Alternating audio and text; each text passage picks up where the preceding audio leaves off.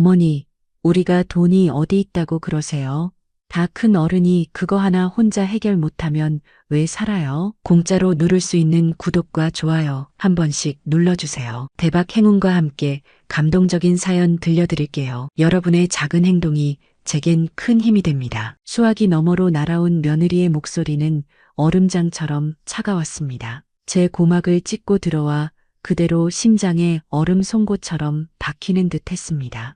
머리가 윙 하고 울리고 눈앞이 순간 캄캄해졌습니다. 왜 사냐고요? 그 세 글자가 독사처럼 제 귓가에서 또리를 틀고 맴돌았습니다. 저는 그 자리에 못 박힌 듯 멍하니 방바닥에 희미한 얼룩만을 내려다 보았습니다. 안녕하세요.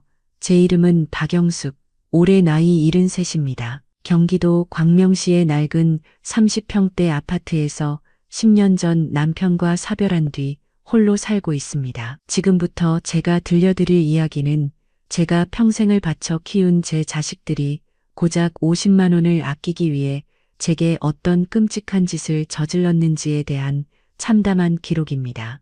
쌀이 떨어진 지 나흘째였습니다. 쌀독 바닥에 눌어붙은 마지막 쌀가루까지 긁어 모아 묽은 죽을 쑤어 먹은 게 어제 아침이었습니다. 이제 이 넓고 텅 빈 집 냉장고에 남은 것이라고는 시어터진 김치 쪼가리가 전부였습니다. 지독한 무릎 통증 때문에 얼마 전 큰맘 먹고 대학병원을 찾았다가 인공관절 수술비 800만 원이라는 청천벽력 같은 진단을 받았습니다.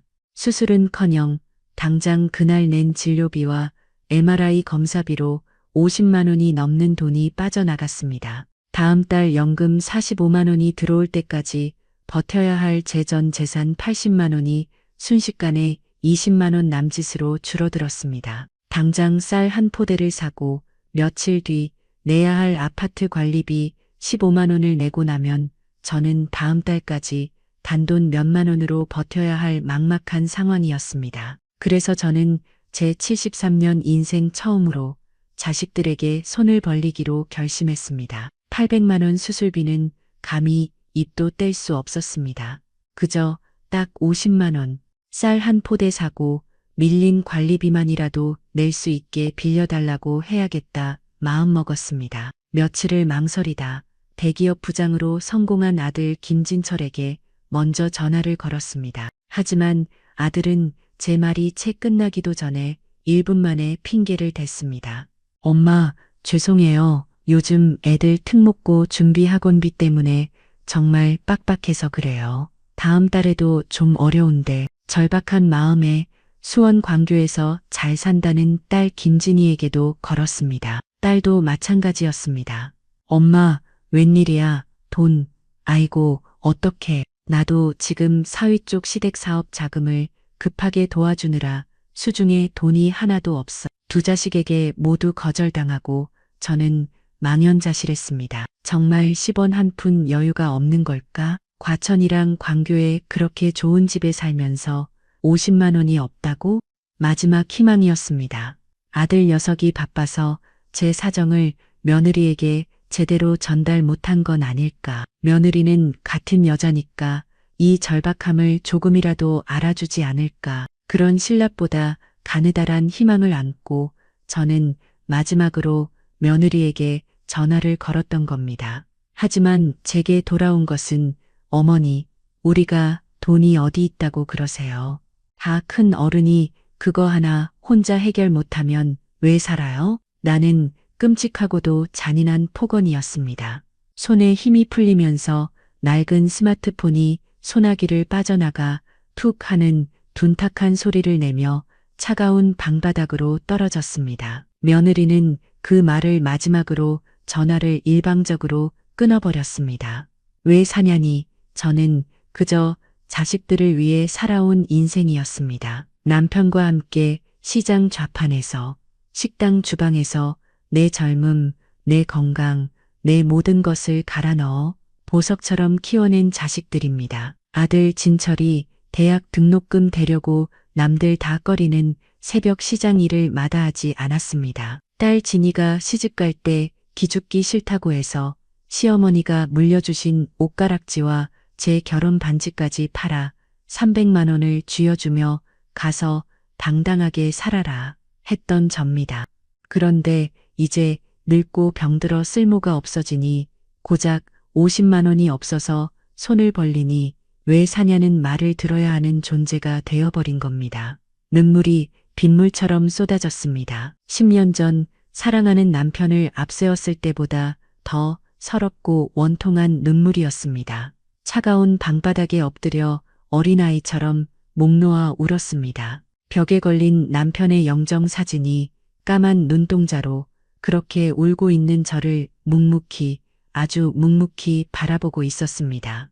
여보, 나 정말 어떻게 해야 해? 나 이제 정말 살아갈 이유가 없는 걸까? 며느리의 잔인한 목소리가 귓가를 떠나지 않고 계속해서 맴돌았습니다. 차가운 방바닥에 엎드린 채 저는 얼마나 오래 울었는지 모릅니다.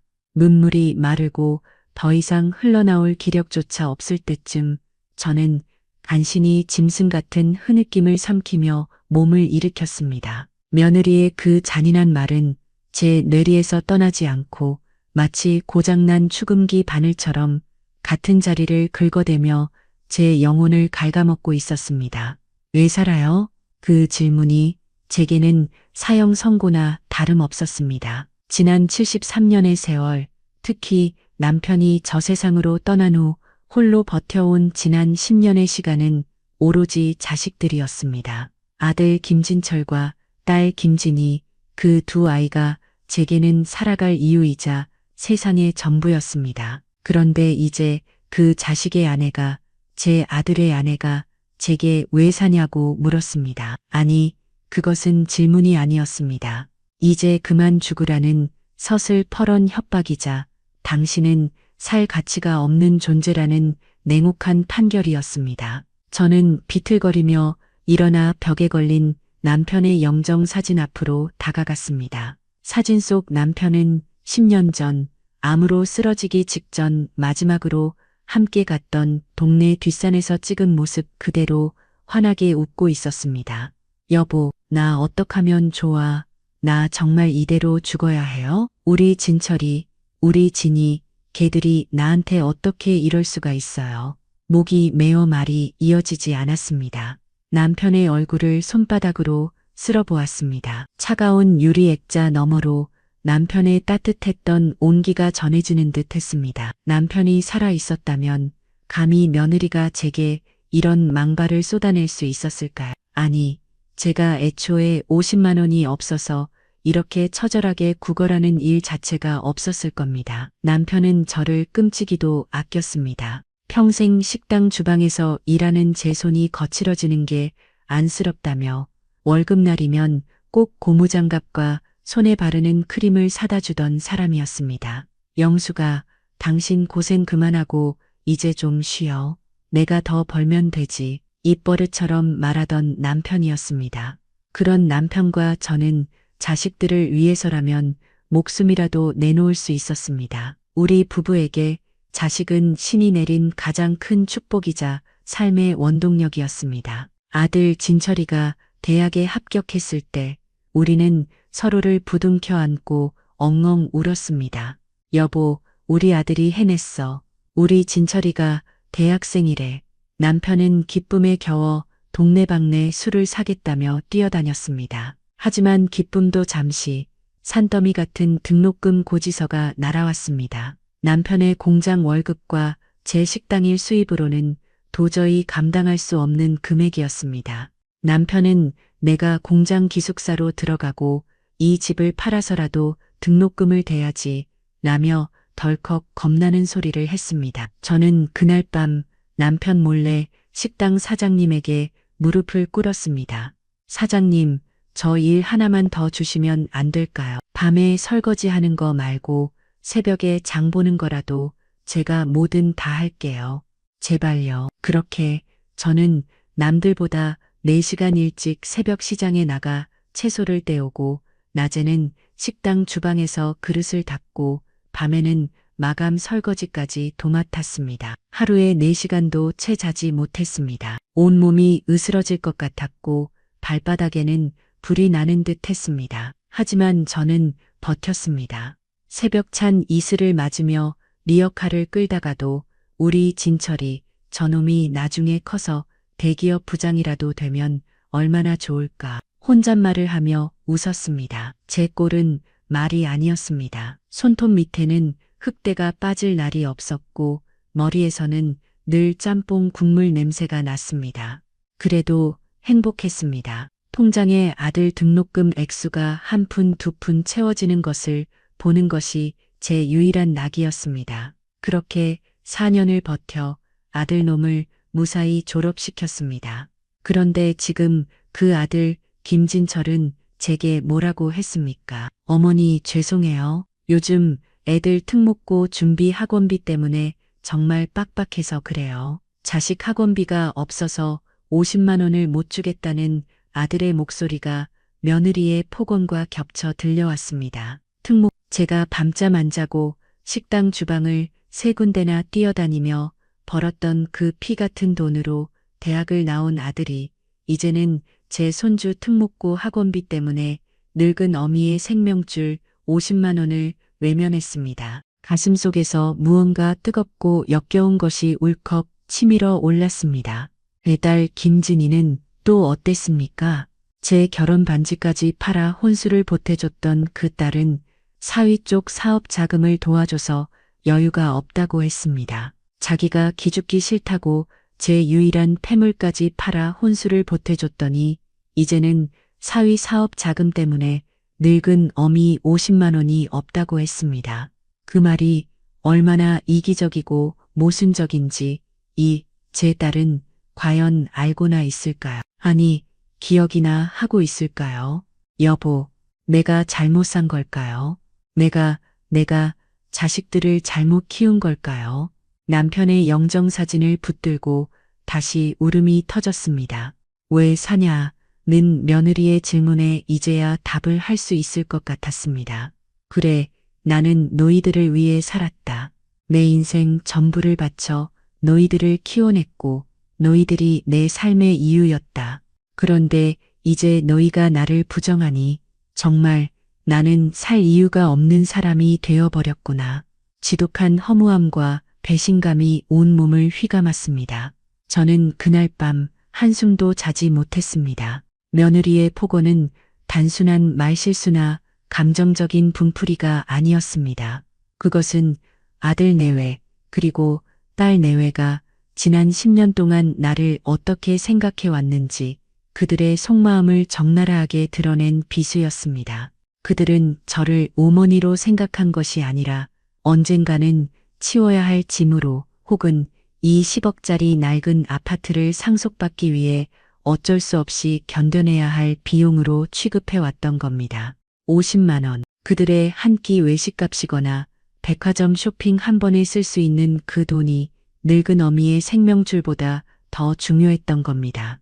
밤이 깊어갈수록 낡은 아파트의 한기는 더욱 거세게 제 뼈마디를 파고들었습니다. 하지만 그 어떤 추위도 제 심장을 얼어붙게 만든 자식들의 배신감과 며느리의 잔인한 폭언보다 차갑지는 못했습니다. 쌀 한 톨 없는 텅 빈 부엌을 바라보며 저는 생각했습니다. 그래, 이대로는 안 되겠다. 이대로 굶어 죽거나 억울해서 미쳐 죽거나 둘 중 하나겠다. 이대로 죽을 수는 없지. 남편이 피땀 흘려 지켜낸 이 집에서 내가 이렇게 비참하게 죽어갈 수는 없지. 동이 터오는 희미한 창밖을 바라보며 저는 제 안에 남아있던 마지막 눈물 한 방울을 닦아냈습니다. 그리고 차갑게 식어버린 심장 한 구석에서 아주 작고도 단단한 무언가가 고개를 드는 것을 느꼈습니다. 그것은 분노였고 원망이었으며 그리고 이대로는 절대 끝나지 않겠다는 지독한 오기였습니다. 며느리의 그 끔찍한 폭언이 있기까지 제가 홀로 버텨온 지난 10년의 세월은 그야말로 살얼음판을 걷는 듯 위태로운 나날이었습니다. 10년 전 제 인생의 절반이자 버팀목이었던 남편이 지병이었던 암으로 제 곁을 떠났습니다. 남편의 마지막 숨결이 멎던 날 대학병원 중환자실 복도에서 저는 하늘이 무너지는 것 같은 절망감에 주저앉아 통곡했습니다. 아들 김진철과 딸 김진희가 장례식장에서 눈물을 흘리며 제 곁을 지켰지만 사무제가 끝나자마자 그들은 엄마, 이제 저희도 먹고 살아야죠. 무슨 일 있으면 전화하세요. 라는 말을 남기고 각자의 가정으로 뿔뿔이 흩어졌습니다. 그들이 떠나고 난 뒤 경기도 광명시의 이 30평대 아파트에는 정막만이 감돌았습니다. 남편과 함께 평생을 바쳐 마련한 이 소중한 보금자리가 남편이 사라지자 거대하고 텅 빈 관처럼 느껴졌습니다. 이 집 구석구석에는 남편의 손때와 추억이 묻어 있었습니다. 현관 신발장, 가장 아래 칸에 놓인 남편의 낡은 구두, 거실 소파에서 신문을 보다가 깜빡 잠이 들던 남편의 모습, 부엌 식탁에 앉아 제가 끓여준 된장찌개를 세상에서 가장 맛있는 음식인 양크, 맛있다. 감탄사를 연발하던 그 목소리까지 모든 것이 생생한데 남편만 이 집에 없었습니다. 장례를 치르고 모든 것을 정리한 뒤 제 손에 남은 것은 이 아파트 한 채와 국민연금관리공단에서 보내온 우편물 한 통이었습니다. 남편이 평생 공장에서 일하며 부었던 국민연금을 이제 제가 유족연금으로 수령하게 된다는 내용이었습니다. 하지만 그 액수는 제 기대를 한참 밑돌았습니다. 기초연금과 이런저런 것을 다 합쳐도 제 통장에 매달 15일에 정확히 찍히는 돈은 45만 원. 그것이 대한민국에서 73세 노인 박영숙이 한 달을 살아갈 수 있도록 허락된 금액의 전부였습니다. 처음 몇 달은 실감이 나지 않았습니다. 남편이 남기고 간 몇백만 원의 예금이 있었기에 당장 먹고 사는 것이 막막하지는 않았습니다. 하지만 그 돈은 남편의 49제를 치르고 이런저런 세금을 내고 나니 금세 바닥을 드러냈습니다. 그때부터 저의 진짜 홀로서기, 아니 버티기가 시작되었습니다. 45만 원. 누군가에게는 하루 저녁 근사한 외식값이거나 백화점에서 스카프 한 장 살 수 있는 돈일지 모르지만 제게는 한 달 30일을 쪼개고 쪼개어 살아야 하는 생존의 마지노선이었습니다. 가장 먼저 한 일은 생활비를 철저하게 분리하는 것이었습니다. 통장에 45만 원이 들어오면 저는 곧바로 15만 원을 따로 빼두었습니다. 매달 꼬박꼬박 빠져나가는 아파트 관리비였습니다. 낡은 아파트라 수선유집이다 뭐다 해서 어떨 때는 20만 원이 넘게 나올 때도 있었지만 평균 15만 원은 무조건 고정 지출이었습니다. 그 다음은 휴대폰 요금이었습니다. 아들, 딸과 연락은 해야 하니 끊을 수는 없었습니다. 가장 싼 요금제로 바꿔도 월 3만 원은 좋게 나갔습니다.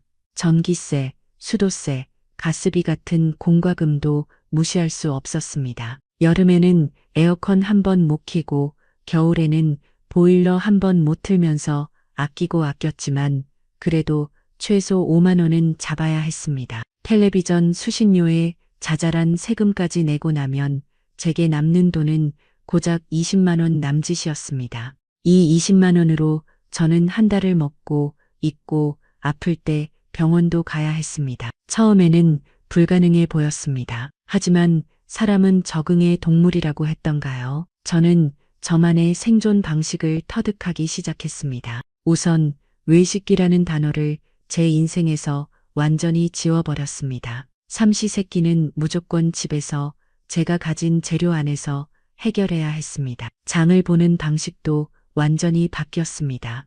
동네 슈퍼나 시장은 제게 너무 비쌌습니다. 저는 버스를 타고 30분을 나가야 하는 대형 마트의 폐점 시간만을 노렸습니다. 밤 10시가 가까워지면 마트 직원들은 그날 다 팔지 못한 채 소나 생선, 두부 같은 신선식품에 50% 할인 딱지를 붙이기 시작합니다. 저는 그 시간을 기다렸다가 시들시들해진 콩나물 한 봉지, 끄트머리가 무르기 시작한 배추 한 통, 멍이 든 사과 몇 알을 헐값에 사왔습니다.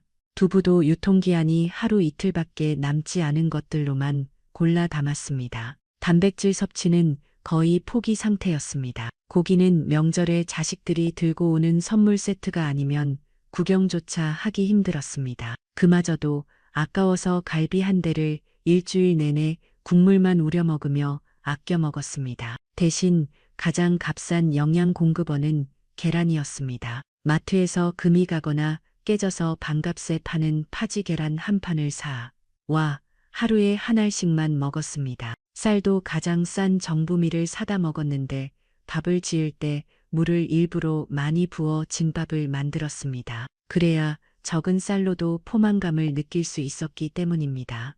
새 옷을 산 것이 언제인지 기억조차 나지 않습니다. 지금 입고 있는 스웨터는 15년 전 남편이 시장에서 사준 것이고 외출할 때 입는 두꺼운 외투는 딸 진이가 시집가기 전에 입다가 작아져서 버린 것을 제가 주워 입은 것입니다. 겨울철 난방비는 제게 가장 큰 공포였습니다. 남편이 떠난 첫 해 겨울 아무 생각 없이 예전처럼 보일러를 틀었다가 18만 원짜리 가스비 고지서를 받고 까무러칠 뻔했습니다. 그달 저는 20만 원 생활비 중 18만 원을 가스비로 내고 남은 2만 원으로 한 달을 버텨야 했습니다. 그 끔찍한 기억 때문에 저는 그 다음 해부터 보일러 전원을 아예 뽑아버렸습니다. 대신 창문은 모두 뽁뽁이 비닐 단열재를 서너 겹씩 붙이고 옷장 속 남편의 두꺼운 손바지와 내복을 모두 꺼내 껴입었습니다. 여름도 마찬가지였습니다. 찜통 더위에 숨이 막혀도 에어컨은 장식품이었습니다. 도저히 더위를 참을 수 없는 날이면 수건에 찬물을 적셔 목에 두르거나 아예 집을 나서 경로당이나 은행 객장에 가서 시간을 때웠습니다. 이렇게 처절하게 아끼고 절약하며 저는 지난 10년을 버텨왔습니다. 자식들에게는 단 한 번도 제 이런 궁색한 사정을 내비치지 않았습니다. 명절에 아들 진철이가 어머니 용돈 쓰세요. 라며 10만 원짜리 봉투를 내밀면 저는 손사래를 치며 됐다. 너희나 써라. 나는 돈 쓸 데도 없다. 라며 억지로 돌려보내곤 했습니다. 엄마, 이 스웨터 아직도 입어? 라며 딸 진이가 제 해진 옷을 보고 핀잔을 주면 아니다. 이게 내 몸에 딱 맞고 제일 따뜻하다. 라며 웃어 넘겼습니다. 저는 그것이 늙은 어미의 마지막 남은 자존심이라고 생각했습니다. 평생 고생하며 키운 자식들입니다. 이제 겨우 제 밥벌이하고 가정을 꾸려 사는데 늙은 어미가 돈 문제로 그들의 발목을 잡아서는 안 된다고 굳게 믿었습니다. 엄마, 걱정 마세요. 저희 잘 살고 있어요. 그 한마디면 충분했습니다. 비록 저는 50% 할인 딱지가 붙은 시든 채소를 먹고 15년 된 낡은 스웨터를 꿰매 입으며 냉골 같은 방에서 겨울을 날지라도 제 자식들이 과천과 광교의 번듯한 아파트에서 남부럽지 않게 산다는 사실 하나만으로도 저는 행복하다고 스스로를 세뇌하며 살았습니다. 하지만 이 지독한 가난보다 더 무서운 것이 있었습니다. 바로 늙고 병들어가는 제 몸뚱어리였습니다. 제 몸이 보내는 적신호를 무시하고 버틴 대가는 혹독했습니다. 5년 넘게 파스와 값싼 진통제로 억눌러왔던 무릎 통증은 작년 겨울에 그 지독했던 한파를 기점으로 본물 터지듯 끔찍한 고통으로 변모했습니다. 더 이상 시큰거리는 정도가 아니었습니다. 잠을 자려고 누우면 누군가 제 무릎 관절 사이에 일부러 굵은 모래알을 한 움큼 집어넣고 억지로 비벼대는 듯한 서걱거리고 으드득거리는 소름 끼치는 통증이 밀려왔습니다. 밤마다 저는 이불을 붙잡고 신음소리를 삼켜야 했습니다. 진통제는 이제 두 알을 한꺼번에 삼켜도 한두 시간이 채 지나지 않아 약효가 떨어졌습니다. 그렇게 밤을 뜬 눈으로 끙끙 앓다 보면 새벽녘 화장실을 가는 것이 지옥 같았습니다. 냉골이 된 방바닥에 첫발을 내디디려 하면 뻣뻣하게 굳어버린 두 무릎이 마치 제 것이 아닌 것처럼 말을 듣지 않았습니다. 벽을 짚고 장롱을 붙잡고 짐승처럼 네 발로 기어가다시피 해서 겨우 화장실 문고리를 잡을 수 있었습니다. 변기에 앉을 때도 일어설 때도 악 하는 비명 같은 신음이 터져 나왔습니다. 무릎이 부서지는 고통이었습니다. 그럴 때마다 저는 이러다 정말 이 집안에서 꼼짝도 못하고 굶어 죽는 건 아닐까 하는 섬뜩한 공포에 휩싸였습니다. 하지만 저를 더 절망스럽게 만든 것은 제 유일한 식량 조달 수단이었던 밤 10시 마트 원정이 불가능해지기 시작했다는 사실이었습니다. 73세 노인의 걸음으로, 그것도 퉁퉁 붓고 삐걱거리는 무릎을 이끌고 버스 정류장까지 걸어가는 15분, 버스를 기다리고 타고 내리는 30분, 그리고 마트에서 떨이 상품을 찾아 헤매는 그 모든 과정이 하루가 다르게 고역이 되어갔습니다. 그러다 결국 지난주에 터질 것이 터지고야 말았습니다. 그날도 저는 밤 10시가 다 되어 마트에서 콩나물 한 봉지와 금이 간 계란 한 판을 사들고 집으로 돌아오는 길이었습니다.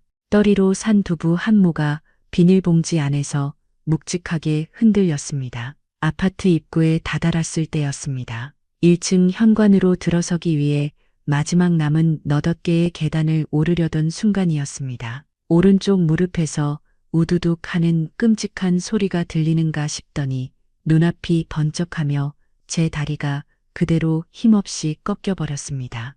악! 소리조차 지르지 못했습니다. 제 몸이 시멘트 계단 모서리에 그대로 고꾸라졌고 손에 들고 있던 비닐봉지가 퍽 하는 소리와 함께 터져버렸습니다. 새하얀 두부 덩어리가 으깨져 바닥에 나뒹굴었고 콩나물과 깨진 계란이 뒤섞여 시커먼 시멘트 바닥을 어지럽혔습니다. 저는 넘어진 채 일어날 수가 없었습니다. 오른쪽 무릎을 감싸 쥐었지만 감각조차 느껴지지 않을 정도의 극심한 통증이 머리끝까지 치솟았습니다. 그 순간 밤늦게 퇴근하던 2층 젊은 세댁과 경비 아저씨가 비명을 지르며 달려왔습니다. 어머, 박영숙 할머니, 괜찮으세요? 아이고, 박 여사님, 뼈 부러진 거 아니에요? 사람들이 저를 부축해 일으켜 세우려 했지만 저는 무릎을 펴고 일어설 수가 없었습니다. 하지만 뼈가 부러진 것 같은 고통보다 저를 더 비참하게 만든 것은 창피함과 모멸감이었습니다. 바닥에 흩어진 콩나물과 으깨진 두부가 마치 제 73년 인생의 초라하고 궁핍한 민낯을 만천하에 까발린 것만 같았습니다. 더 이상 미룰 수가 없었습니다. 다음 날 아침, 저는 장롱 깊숙이 숨겨두었던 통장을 꺼냈습니다. 10년간 밥을 굶어가며 모은 비상금 80만 원, 그것이 제 전 재산이었습니다. 저는 그 돈 전부를 주머니에 찔러 넣고 대학병원으로 향했습니다. 엑스레이를 찍고 피를 뽑고 MRI라는 비싼 검사까지 받아야 했습니다. 모든 검사가 끝나고 다시 만난 의사는 제 무릎 사진을 벽에 걸어놓고는 혀를 찢찢 찼습니다. 어머니 연골이 하나도 없어요. 뇌가 다 닳아서 뼈하고 뼈가 그냥 맞닿아서 갈리고 있습니다. 이러니 밤에 잠을 잘 수 있었겠어요? 심장이 쿵 하고 바닥으로 떨어지는 소리가 들렸습니다. 선생님, 그럼 저 이제 영영 못 걷는 겁니까? 지금 당장 수술하셔야 합니다. 양쪽 다요. 인공관절 치환술이라고 닳아 없어진 연골 대신에 인공으로 만든 관절을 넣는 겁니다. 오다 이대로 더 두시면 정말 휠체어 타셔야 해요. 수술, 비용이 얼마나 듭니까? 떨리는 목소리로 간신히 물었습니다. 글쎄요, 양쪽 다 하셔야 하니 입원비, 간병비, 재활치료까지 넉넉 잡아 800만 원 정도는 예상하셔야겠네요. 800만 원, 제 귀를 의심했습니다. 제 전 재산 80만 원의 10배에 달하는 그야말로 천문학적인 금액이었습니다. 수술은커녕 당장 오늘 낸 병원비가 문제였습니다. 수납 창구에서 부른 금액은 제 예상을 훨씬 뛰어넘었습니다. MRI 검사비가 비급여 항목이라며 진료비와 약값까지 합쳐 무려 50만 원이 넘는 돈이었습니다. 제 전 재산 80만 원이 눈 깜짝할 사이에 30만 원도 채 남지 않게 되었습니다.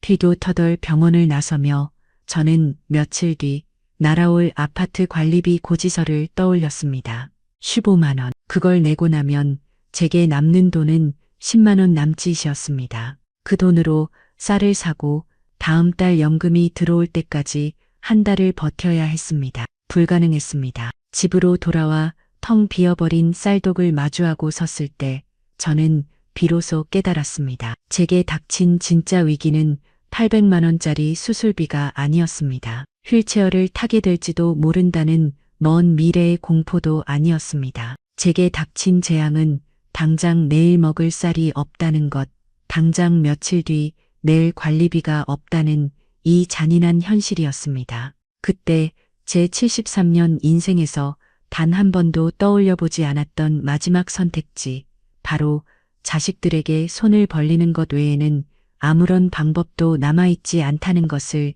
인정할 수밖에 없었습니다. 800만 원은 감히 말도 못 꺼낼 터였습니다. 그저 딱 50만 원, 쌀 한 포대 사고, 밀린 관리비 내고, 이 지긋지긋한 통증을 버틸 약간만이라도 빌려야 했습니다. 그것이 아들, 딸에게 1차로 거절당하고 며느리의 그 끔찍한 폭언까지 듣게 된 모든 일의 시작이었습니다. 며칠이 흘렀습니다.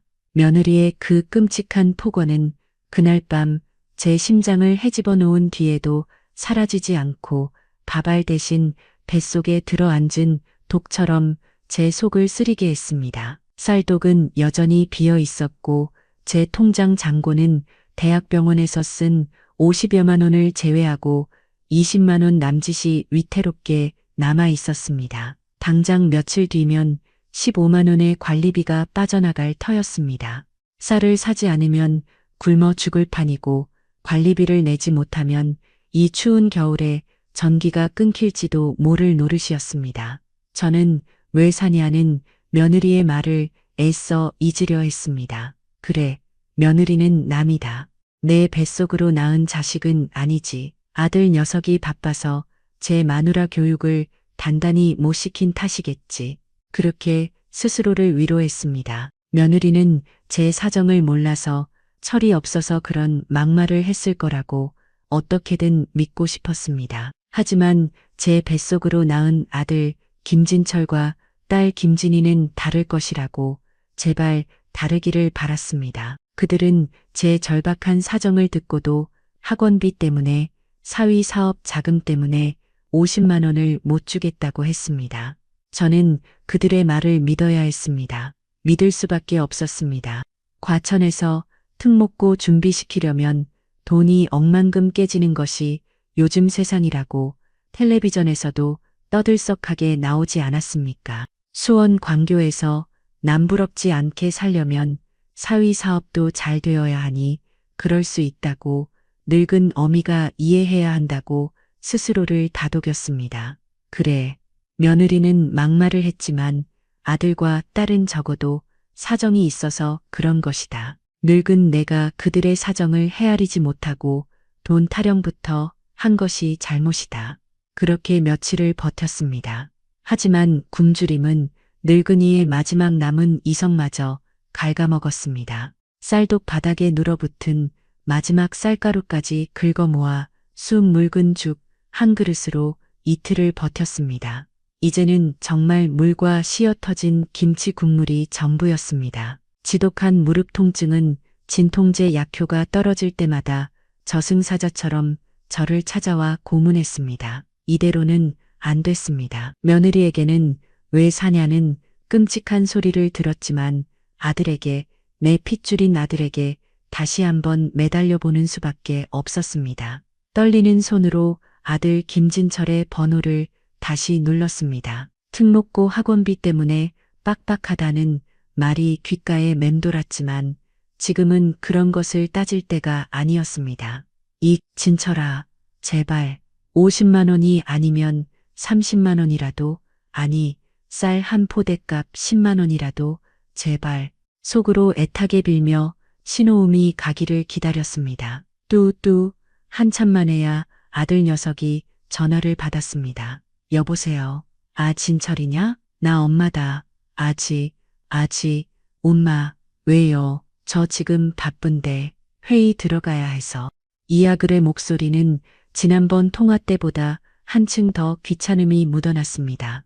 저는 그 서슬에 눌려 또다시 목이 메었습니다. 하지만 여기서 끊을 수는 없었습니다. 굶어 죽느냐, 자존심을 버리느냐의 기로였습니다. 진철아, 저번에 엄마가 돈 얘기해서 미안하다. 내 사정도 모르고, 아, 그거요.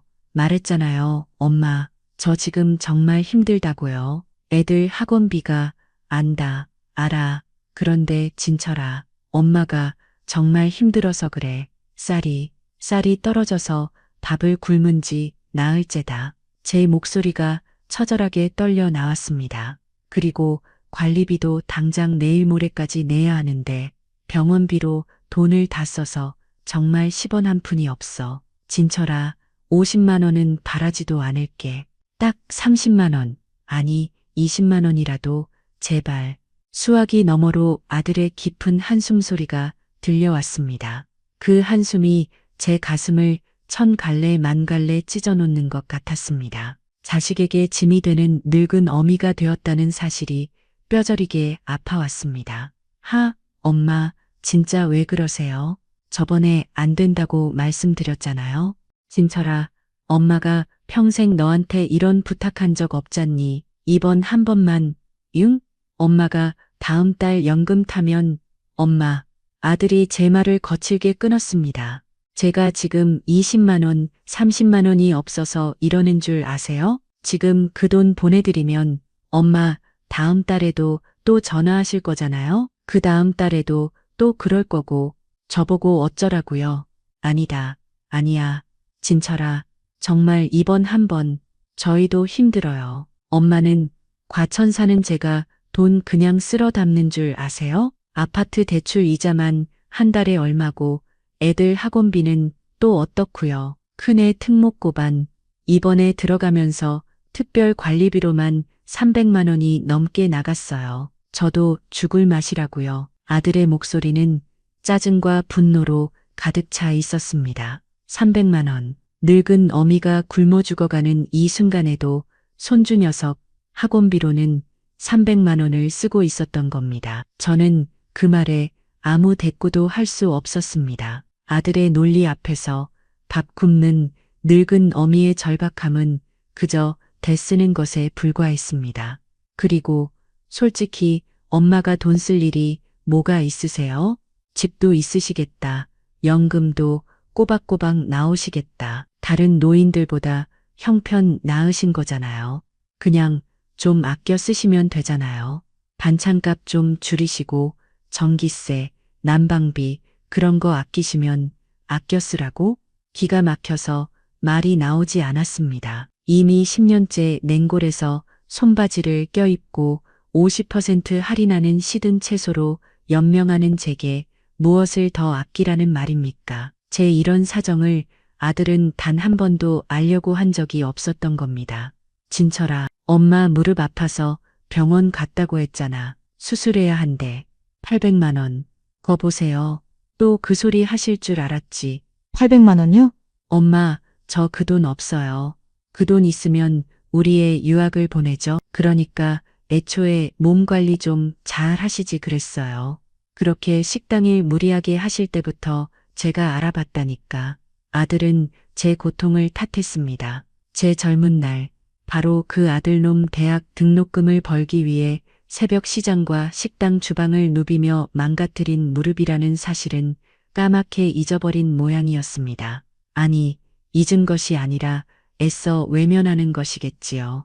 끊어요. 저 정말 바빠요. 다음 달에도 힘들어요. 그러니까 당분간 저한테 돈 얘기하실 거면 전화하지 마세요. 아시겠죠? 진철아, 잠깐만. 진철, 뚝, 전화는 끊어졌습니다. 나는 당분간 전화하지 마세요. 아들은 제게 마지막 비수를 꽂고야 말았습니다. 저는 끊어진 전화를 붙들고 한참을 멍하니 서 있었습니다. 며느리의 폭언이 제 심장을 밖에서 얼린 것이라면 아들의 이 냉혹한 거절은 제 심장을 안에서부터 썩어 문드러지게 만들었습니다. 몸 관리 좀 잘하시지 그랬어요. 그 말이 며느리의 왜 사냐는 말보다 더 잔인하게 제 폐부를 찔렀습니다. 이 아들 진철이의 전화가 끊기고 저는 그 자리에 얼어붙은 채 한참을 더 서 있었습니다. 당분간 전화하지 마세요. 아들의 마지막 말은 제 뺨을 후려치는 것보다 더 아팠습니다. 몸 관리 좀 잘하시지 그랬어요. 제 평생의 헌신을 비웃는 그 한마디가 아픈 무릎보다 더 시큰하게 제 가슴을 찔러왔습니다. 쌀이 없어 굶고 있다는 어미에게 반찬값을 줄이라는 아들이었습니다. 그래, 아들은 이제 내 아들이 아니구나. 과천의 그 좋은 아파트와 며느리의 치마폭이 내 아들을 저렇게 야멸차고 무서운 괴물로 만들어버렸구나. 하지만 저에게는 아직 딸이 남아 있었습니다. 딸 김진이, 제 뱃속에서 나온 아들보다 더 애틋하고 정이 많았던 제 딸. 그래, 딸은 다를 거야. 며느리나 아들 녀석과는 다를 거야. 딸은 같은 여자고 어미의 심정을 조금이라도 알아줄 거야. 저는 마지막 남은 신락 같은 희망을 붙잡았습니다. 아들에게서 받은 상처와 모욕감을 애써 누르며 떨리는 손가락으로 딸 진이의 번호를 눌렀습니다. 신호음이 몇 번 가고 금세 딸의 목소리가 들려왔습니다. 여보세요? 엄마? 아들과는 달리 그래도 꼬박꼬박 전화를 받아주는 것이 고마워서 눈물이 핑 돌았습니다. 오, 진이야, 나 엄마다. 바쁘지 않니? 아니 그냥 있어. 근데 엄마, 웬일이야? 목소리가 왜 그렇게 기어들어가? 무슨 일 있어? 혹시 무릎 더 안 좋아졌어? 차를 다정한 물음에 그만 참았던 울음이 터질 뻔했습니다. 그래, 내 딸은 역시 다르구나. 내 걱정을 해주는구나. 저는 그 목소리에 희망을 걸고 차마 아들에게 겪은 모욕적인 이야기는 꺼내지 못하고 다시 한번 제 절박한 사정을 읍소하기 시작했습니다. 진이야, 엄마가 정말 미안한데 저번에 엄마가 돈 얘기했었잖니. 돈. 딸의 목소리가 순간 한 톤 낮아지는 것이 느껴졌습니다. 하지만 저는 멈출 수 없었습니다. 쌀이 없었고 관리비를 내야 했습니다. 엄마가 정말 평생 이런 부탁 안 하고 살았는데 쌀이 떨어져서 밥을 굶은 지가 나흘째다. 병원비로 돈을 다 써서 당장 내일 모레 관리비 낼 돈도 없어. 진이야, 오빠는 학원비 때문에 정 힘들다고 하더라. 엄마가 내 사정도 모르고 미안한데 50만 원 아니어도 괜찮아. 말에 쌀 한 포대값이라도 제발. 말을 하는 내내 눈물이 뺨을 타고 흘러내렸습니다. 자식에게 밥 9걸, 돈 9걸을 하는 제 신세가 너무나 처량했습니다. 수화기 너머로 딸이 깊게 한숨을 내쉬는 소리가 들려왔습니다. 엄마, 진짜 어떡하면 좋아. 나 정말 미치겠네. 딸의 목소리에는 짜증 대신 정말로 안타까워하는 듯한 기색이 묻어 있었습니다. 그래, 진이는 내 사정을 알아주는구나. 엄마, 나도 정말 속상해 죽겠어. 근데 엄마, 나 저번에 말했잖아. 지금 남편 사위 쪽 시댁 사업 자금이 급하게 필요해서 우리 있던 적금까지 다 깼다고. 도련님이 이번에 새로 가게를 하나 내시는데 거기에 돈이 다 들어갔어. 시가그라. 엄마한테 거짓말하는 게 아니라 나도 지금 카드 돌려막기 하면서 버티고 있단 말이야. 내가 물리치료사 월급 받아봐야 그거 얼마나 된다고. 애들 학원은 또 보내야지. 대출 이자 내야지. 정말 죽을 맛이야. 딸은 느르 자신의 힘든 사정을 쏟아냈습니다. 저는 그 말을 듣고 가슴이 철렁 내려앉았습니다. 제가 못난 어미였습니다. 아들은 저를 모욕했지만 딸은 저 때문에 더 힘들어하고 있었습니다. 쌀이 없어 굶는 늙은 어미보다 적금까지 깨고 카드 돌려막기를 한다는 딸의 사정이 더 급하고 딱하게 느껴졌습니다. 제가 딸 자식 사정도 모르고 돈 달라고 닥달한 철없는 늙은이가 되어버린 기분이었습니다. 아이고, 내가 딸 자식 고생하는 것도 모르고 이 무슨 짓이람. 진이야, 그랬구나. 엄마가 미안하다. 내 사정도 모르고. 아니야, 엄마 미안하긴. 내가 미안하지. 엄마 밥도 못 챙겨드리고. 근데 엄마 정말 며칠만, 아니 한두 달만 어떻게 버텨보면 안 될까? 내가 다음 달 월급 나오면, 아니 다다음 달에 보너스라도 나오면 그때는 정말 10만 원이라도 꼭 만들어서 보내줄게. 응? 엄마, 딸은 다다음 달에 10만 원이라는 지금 당장 굶어 죽어가는 제게는 너무나 멀고도 작은 약속을 했습니다. 하지만 저는 그마저도 고마웠습니다. 적어도 며느리처럼 왜 사냐고 소리치지 않았고 아들처럼 전화하지 말라고 끊어버리지 않았으니까요. 아니다. 괜찮다, 진이야. 엄마가 어떻게든 해볼게. 너까지 힘들게 해서 어떡하니? 엄마 걱정 말고 너희나 잘 챙겨. 알았지? 엄마 정말 미안해. 내가 나중에 꼭. 됐다. 괜찮아. 엄마 전화 끊을게. 일 봐. 저는 황급히 전화를 끊었습니다. 더 이상 통화를 하다가는 딸아이 앞에서 엉엉 울어버릴 것만 같았습니다. 전화를 끊고 나니 아들과 통화했을 때와는 또 다른 절망감이 밀려왔습니다. 아들은 저를 증오하는 것 같았고 딸은 저를 동정했지만 결국 결과는 같았습니다.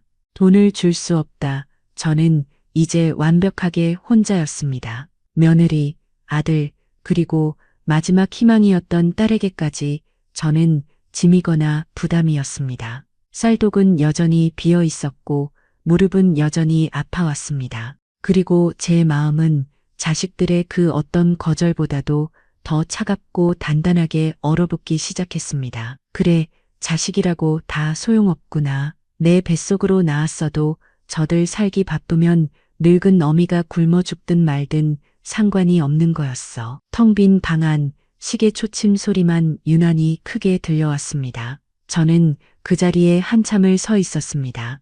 그리고 결심했습니다. 이대로는 안 되겠다. 정말 이대로 굶어 죽을 수는 없다. 딸 진이와의 통화가 끊기고 저는 수화기를 든 채 그 자리에 망부석처럼 굳어버렸습니다. 다 다음 달에 10만 원. 딸의 그 마지막 말은 제게 희망이 아니라 완벽한 사형 선고였습니다. 아, 이제 정말 끝이구나. 내 자식들은, 내 아들도 내 딸도 늙은 어미가 굶어 죽는 것보다 저들 통장의 잔고가 더 중요한 사람들이 되어버렸구나. 지독한 허기와 무릎의 통증보다 더한 뼛속까지 시린 절망감이 제 온몸을 감쌌습니다. 그렇게 넋을 놓고 앉아있던 제 눈에 탁자 위에 놓인 관리비 고지서가 들어왔습니다. 납부 마감일 내일 15만 원. 내일까지 이 돈을 내지 못하면 당장 전기가 끊기고 수도가 끊길지도 몰랐습니다. 이 엄동설 안에 난방도 못 트는 냉골에서 전깃불 하나 없이 캄캄한 어둠 속에 갇혀야 한다는 공포가 밀려왔습니다.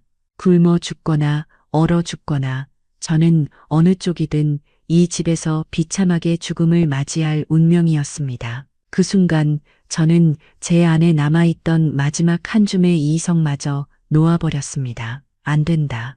이대로 죽을 수는 없다. 내 눈으로 직접 봐야겠다. 내 아들, 내 딸이 정말 늙은 어미에게 쌀 한 포대 사줄 돈 50만 원이 없는지 아니면 있기 싫은 건지 내 눈으로 똑똑히 확인해야겠다. 저는 옷장에서 가장 두꺼운 손바지를 꺼내 입었습니다. 10년 전 남편이 마지막으로 입었던 여기저기 해지고 낡은 그 손바지였습니다. 딸이 버리고 간 외투를 걸치고 목도리를 칭칭 감았습니다.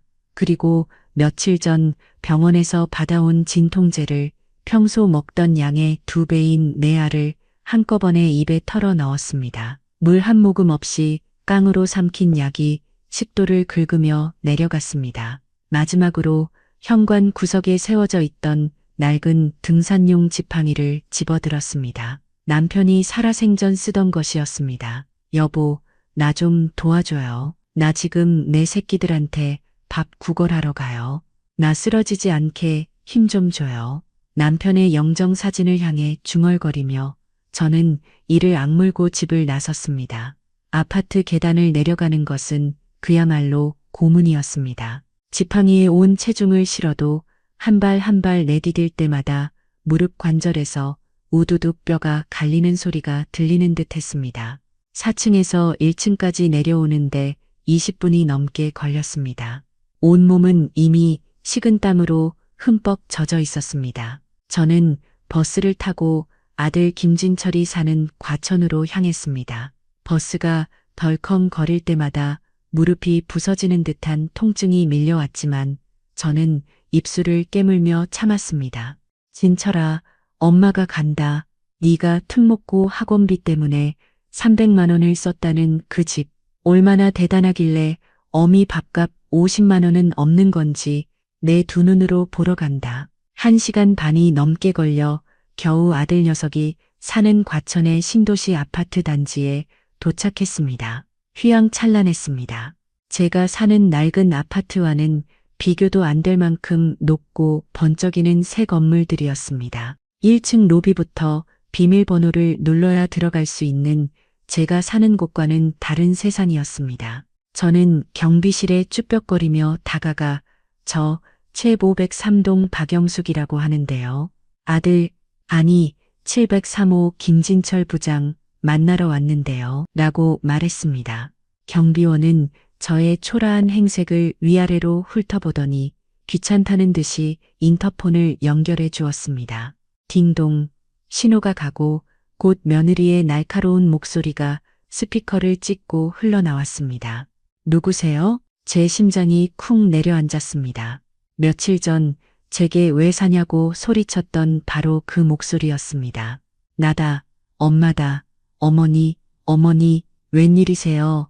이 시간에 연락도 없이? 며느리의 목소리에는 반가움이 아니라 불청객을 맞닥뜨린 당혹감과 짜증이 가득했습니다. 저기, 진철이 좀 보려고 왔다. 잠깐이면 되는데, 어떡해. 지금 진철 씨 없어요. 아침 일찍 출장 갔는데, 출장, 어디로? 내가 몰라요. 바쁘다고 그냥 나갔어요. 근데 무슨 일이세요? 급한 일이세요? 며느리는 뻔뻔하게 거짓말을 하고 있었습니다. 저는 분명 아들 녀석에게 오늘 회의가 있다고 들었는데 출장이라니요. 설사 그게 사실이라 해도 시어머니가 이 추운 날 지팡이를 짚고 아파트 1층까지 찾아왔는데 문 한 번 열어주지 않는 법이 어디 있습니까? 며느라, 나 무릎이 너무 아파서 여기까지 오느라 너무 힘들어서 그런다. 잠깐 올라가서 물 한 잔만 마시고 가면 안 될까? 저는 비굴하게 매달렸습니다. 수화기 너머로 며느리가 하하고 기가 차다는 듯 숨을 내쉬는 소리가 들렸습니다. 어머님, 저도 지금 바빠서 나가봐야 해요. 학원 라이드 가야 해서요. 중요한 일 아니면 나중에 진철 씨랑 통화하세요. 다음에 오실 땐 꼭 미리 연락 좀 주시고요. 끊을게요. B. 인터폰은 매정하게 끊겼습니다. 며느라, 잠깐만.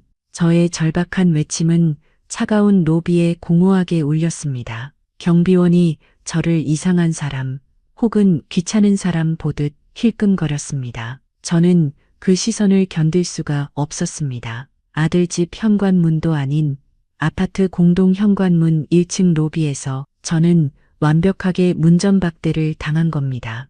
온몸에서 힘이 빠져나갔습니다. 다리가 후들거려 그 자리에 주저앉을 것만 같았습니다. 며느리의 말이 맞았습니다. 아들은 출장을 간 것이 아니라 늙은 어미가 찾아올까봐 저를 피해 도망간 것일지도 모릅니다. 아니면 며느리가 아예 문을 열어주지 말라고 시켰을 수도 있습니다. 그래, 진철이는 아들 녀석은 끝났어. 저 마누라 소나기에서 끝난 놈이야. 저는 지팡이를 쥔 손에 힘을 주며 겨우 몸을 돌렸습니다. 이대로 물러설 수는 없었습니다. 아직 진이가 남았어. 내 딸은 안 그럴 거야. 사위 사업 자금 때문에 돈이 없다고는 했지만 굶주리고 병든 어미가 집 앞까지 찾아왔는데 설마 내 딸까지 나를 내치지는 않겠지. 저는 마지막 남은 희망인지 아니면 미련인지 모를 그것을 붙들고 다시 얼어붙은 길바닥으로 나섰습니다. 다음 행선지는 딸 김진이가 사는 수원 광교였습니다. 과천에서 수원까지는 또 1시간이 넘는 제게는 천리 길처럼 아득한 거리였습니다. 이가 차가운 인터폰 수화기에서 통화가 끊겼다는 신호음이 날카롭게 울렸습니다. 저는 그 소리를 들으며 1503동 아파트의 유리로 된 공동 현관문 앞에 망연자실한 채 서 있었습니다. 출장 바빠서 나가봐야 한다. 며느리의 목소리가 귓가에 차갑게 맴돌았습니다. 경비원이 저를 이상한 노인네 쳐다보듯 힐끔거리는 시선이 제 등 뒤에 따갑게 와 닿았습니다. 발바닥에서부터 냉기가 스멀스멀 올라와 옥신거리는 무릎을 지나 제 심장까지 얼려버리는 것 같았습니다. 결국 아들 집 문턱조차 밟아보지 못하고 문전박대를 당한 겁니다. 이 지팡이를 짚고 부서지는 무릎을 이끌고 버스를 1시간 반이나 타고 온 늙은 어미에게 며느리는 따뜻한 물 한 잔은커녕 1층 로비 문조차 열어주지 않았습니다. 아들 진철이가 정말 출장을 갔는지 아니면 며느리가 거짓말을 하는 것인지는 알 수 없었습니다. 하지만 한 가지는 분명했습니다. 그들에게 저는 초대받지 못한 불청객, 아니 그들의 화려한 삶에 끼어들어서는 안 될 귀찮고 성가신 존재, 그 이상도 이하도 아니었습니다. 온몸에서 힘이 빠져나갔습니다. 집에서 출발할 때 억지로 삼켰던 진통제, 내 아래 약효가 벌써 떨어지려는지 무릎이 다시 저릿한 통증을 쏟아내기 시작했습니다. 이대로 이 차가운 로비 바닥에 주저앉아 버리고 싶었습니다. 하지만 경비원의 눈초리가 무서워 저는 이를 악물고 몸을 돌렸습니다. 그래 진철이는 아들 녀석은 끝났어. 저 마누라 소나기에서 끝난 놈이야. 저는 마지막 남은 희망인지 아니면 미련인지 모를 그것을 붙들었습니다. 아직 진이가 남았어. 내 딸은 안 그럴 거야. 사위 사업 자금 때문에 돈이 없다고는 했지만 굶주리고 병든 어미가 집 앞까지 찾아왔는데 설마 내 딸까지 나를 내치지는 않겠지. 저는 지팡이를 쥔 손에 힘을 주며 겨우 몸을 이끌고 다시 얼어붙은 길바닥으로 나섰습니다. 다음 행선지는 딸 김진이가 사는 수원 광교였습니다.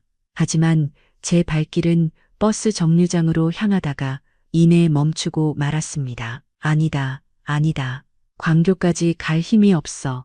과천에서 광교까지는 또 1시간이 넘는 제게는 천리 길처럼 아득한 거리였습니다. 설사 그곳까지 기어간다고 한들 딸이 사위 사업 때문에 돈이 없다고 했는데 제 핏줄인 딸을, 그 힘든 딸을 닥달하는 것이 무슨 소용인가 싶었습니다. 그래 진이는 사정이 있는 거니까 진이까지 힘들게 하진 말자. 저는 결국 발길을 돌렸습니다. 수원 광교가 아닌 제가 떠나왔던 지옥 같은 광명시의 제 낡은 아파트로. 돌아가는 버스 안은 올 때보다 100배, 1000배는 더 길고 고통스러웠습니다. 진통제 약효는 완전히 사라졌고 버스가 덜컹거리며 방지턱을 넘을 때마다 무릎에서 불이 나는 듯한 통증이 머리끝까지 치솟았습니다. 저는 창문에 머리를 기댄 채 소리 없는 눈물을 줄줄 흘렸습니다. 창피함도 서러움도 아니었습니다. 그저 지독한 절망감이었습니다. 나는 이제 어디로 가야 하나, 누구에게 가야 하나, 1시간이 넘게 걸려 겨우 집에 돌아왔습니다. 현관문을 열자 냉골의 한기가 훅 끼쳐왔습니다. 캄캄하고 텅 빈 집, 저를 반겨주는 것은 식탁 위에 놓인 내일 마감이라고 빨간 딱지가 붙은 관리비 고지서뿐이었습니다. 부엌으로 가 쌀독을 열어보았습니다. 여전히 텅 비어 시커먼 바닥을 드러내고 있었습니다. 그 순간 저는 정말 모든 것을 포기하고 싶었습니다. 이대로 방바닥에 누워 굶어 죽든 얼어 죽든 그냥 이 고통을 끝내고 싶었습니다. 그때였습니다. 제 머릿속에 한 가지 생각이 스쳤습니다. 혹시 며느리가 내 사정을 몰라서 그런 건 아닐까? 아까 인터폰으로 통화할 때 저는 너무 당황하고 아파서 물 한 잔만 달라고 했을 뿐 쌀이 떨어져 굶고 있다거나 관리비를 못 내서 전기가 끊기게 생겼다는 말은 차마 하지 못했습니다. 그래, 며느리는 그냥 늙은 시어머니가 귀찮게 용돈 타러 온 줄 알았을 수도 있어. 하지만 굶고 있다고 하면 사람이 굶어 죽게 생겼다는데 설마 그 정도까지 매정할까? 이것은 희망이 아니었습니다. 물에 빠진 사람이 마지막으로 붙잡는 지푸라기였습니다.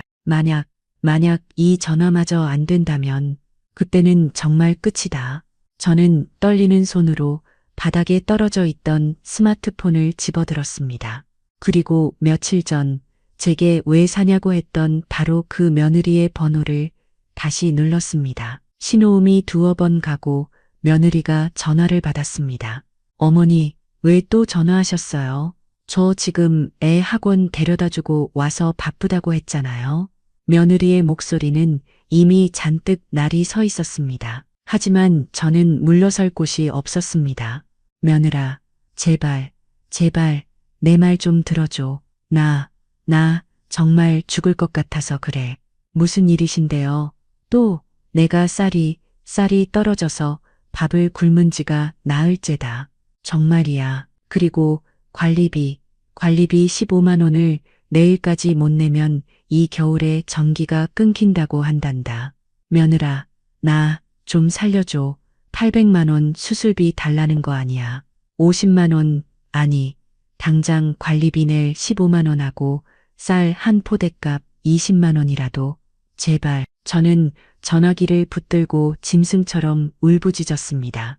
제 73년 인생의 마지막 남은 자존심을 그렇게 구겨버렸습니다. 수화기 너머로 잠시 침묵이 흘렀습니다. 아, 내 사정을 알아들었나? 정말 굶는다는 말에 마음이 움직였나? 그 찰나의 희망이 스쳐 지나간 순간 며느리의 입에서 제 영혼을 산산조각 내는 그 말이 터져 나왔습니다. 어머니, 우리가 돈이 어디 있다고 그러세요? 아까 집 앞까지 찾아오신 것도 모자라요. 애 학원 가는데 얼마나 놀랐는지 아세요? 다 큰 어른이 그거 하나 혼자 해결 못하면 왜 살아요? 손에서 힘이 풀리면서 스마트폰이 툭 하는 둔탁한 소리를 내며 차가운 방바닥으로 떨어졌습니다. 그렇습니다. 이것이 바로 제가 이 이야기를 시작하며 말씀드렸던 그 순간의 전부입니다. 아들 집 문전박대를 당하고 돌아와 굶주림 속에서 마지막으로 걸었던 그 절박한 전화에서 저는 제 존재 가치를 완벽하게 부정당하고야 만 것입니다. 며느리의 폭언과 함께 전화가 끊기고 방바닥에 떨어진 스마트폰은 까맣게 화면이 죽어버렸습니다. 저는 그 자리에 무릎을 꿇고 주저앉았습니다. 왜 살아요? 며느리의 그 잔인한 목소리가 제 귓가를 떠나지 않았습니다. 온몸이 사시나무처럼 떨렸습니다. 추위 때문이 아니었습니다. 굶주림 때문도 아니었습니다. 제 73년 인생 전부가, 제 존재 가치 전부가 자식들에게 완벽하게 부정당했다는 그 끔찍한 사실 때문이었습니다. 저는 텅 빈 방 안에서 한참을 그렇게 앉아 있었습니다. 이야, 내요, 자를요, 기없는 존재구나. 자식들조차 나를 짐짝 취급하는데 이 늙고 병든 몸뚱어리를 이끌고 더 살아 무엇하나. 지독한 허무함이 저를 삼켰습니다. 이대로 이 냉골에서 눈을 감으면 남편 곁으로 갈 수 있을까? 그런 부질없는 생각을 하고 있었습니다. 네 좋게 아주 작은, 하지만 아주 날카로운 의문 하나가 스쳤습니다. 정말 돈이 없는 걸까? 아들 김진철은 특목고 준비 학원비로 300만 원이 나갔다고 했습니다. 내갈 김진희는 사위 사업 자금 때문에 적금까지 깼다고 했습니다. 며느리는 우리가 돈이 어디 있냐고 소리쳤습니다. 하지만 그게 정말 사실일까요? 과천의 그 번듯한 아파트에 살고 광교의 그 좋은 집에 사는 그들이 늙은 어미에게 쌀 한 포대 사줄 돈 50만 원이 없다는 것이 정말 말이 되는 소리일까요? 저는 문득 몇 달 전 명절에 손주 녀석이 제게 자랑하듯 보여주던 스마트폰 화면이 떠올랐습니다. 할머니, 이거 보세요. 우리 엄마 인별그램이에요. 며느리가 알 수 없는 영어 이름으로 된 계정에 자신의 일상을 올린다는 이야기였습니다. 딸 진이 역시 엄마 나중에 카톡 프로필 말고 이걸로 봐. 여기 사진 많아. 라며 무언가를 보여주려 했던 기억이 희미하게 떠올랐습니다. 저는 바닥에 떨어진 스마트폰을 집어들었습니다. 손이 덜덜 떨려 화면을 켜는 것조차 힘들었습니다. 무엇을 어떻게 찾아야 할지 막막했습니다. 하지만 저는 필사적이었습니다. 며느리의 이름을, 딸의 이름을, 그리고 과천과 광교라는 지명을 조합해 가며 한참을 헤맨 끝에 저는 기어코 찾아내고야 말았습니다. 가장 먼저 눈에 들어온 것은 며느리의 계정이었습니다. 화려한 프로필 사진을 누르자 제 눈을 의심하게 만드는 사진들이 쏟아져 나왔습니다. 가장 위에 올라온 사진은 불과 사흘 전에 올린 것이었습니다. 며느리가 백화점 명품관으로 보이는 곳에서 제가 평생 만져보지도 못한 번쩍이는 가죽 가방을 들고 환하게 웃고 있었습니다. 그리고 그 밑에 보란 듯이 적힌 글귀. 요즘 이것 하나 없으면 어디 가서 명함도 못 내밀죠. 500만 원이 아깝지 않네요. 역시 남편 카드가 최고. 500만 원. 제 1년치 연금을 훌쩍 넘는 돈이었습니다. 며칠째 쌀이 떨어져 찬물로 배를 채우던 제 눈앞이 하얘졌습니다. 남편 카드, 그것은 제 아들 김진철의 카드였습니다. 제게 특목고 학원비 300만 원 때문에 죽을 맞으라던 엄마한테 줄 20만 원도 없다고 소리치던 바로 그 아들 녀석의 돈이었습니다. 손이 분노로 떨려 다른 사진들을 눌러보았습니다. 비싼 레스토랑에서 스테이크를 써는 사진, 손주들에게 값비싼 장난감을 사준 사진, 온통 사치와 과시로 가득했습니다. 제가 50% 할인하는 시든 채소를 사러 밤 10시 마트를 헤맬 때 제 며느리와 아들은 그렇게 수백만 원을 펑펑 쓰고 다녔던 겁니다. 숨이 턱 막혔습니다. 역겨운 무언가가 속에서부터 치밀어 올랐습니다. 저는 비틀거리며 딸 김진희의 계정도 찾아냈습니다. 그리고 그곳에서 저는 더 끔찍한 배신을 마주해야 했습니다. 열흘 아들 측이 딸 60년은 온통 여행 사진으로 도배되어 있었습니다. 가족들과 행복한 베트남 여행. 역시 최고급 리조트가 좋긴 좋네요. 딸과 사위, 손주들이 푸른 바다가 보이는 멋진 수영장에서 환하게 웃고 있었습니다. 날짜를 확인했습니다. 불과 지난주였습니다. 사위 사업 자금 때문에 적금까지 깼다던 그 시기였습니다. 제게 다다음 달에나 10만 원을 보내주겠다며 울먹이던 바로 그 주에 제 딸은 베트남 최고급 리조트에서 가족 여행을 즐기고 있었던 겁니다. 그들의 행복한 웃음이 굶주림 속에서 50만 원을 구걸하던 제 비참한 모습 위로 겹쳐졌습니다. 모든 것이 거짓말이었습니다. 아들의 학원비도, 딸의 사업 자금도, 며느리의 돈이 어디 있냐는 절규도 전부 다 새빨간 거짓말이었습니다. 저는 그제야 깨달았습니다. 그들이 왜 그토록 제 전화를 피하고 50만 원을 주지 않으려 했는지를. 그들은 돈이 없었던 것이 아니었습니다. 그저 늙은 어미에게는 단 10원 한 푼도 쓰기 싫었던 겁니다. 어니, 그보다 더 무서운 진실이 제 머리를 내리쳤습니다.